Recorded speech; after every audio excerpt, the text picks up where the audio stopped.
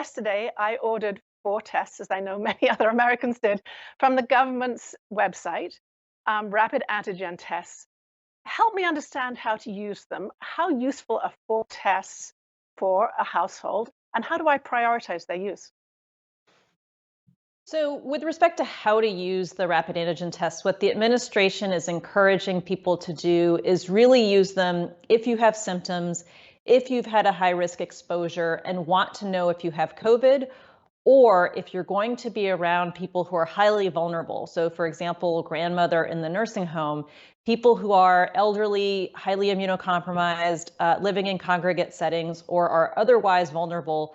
Testing yourself before you spend time with them to make sure that you're not contagious or infectious and not a threat to them.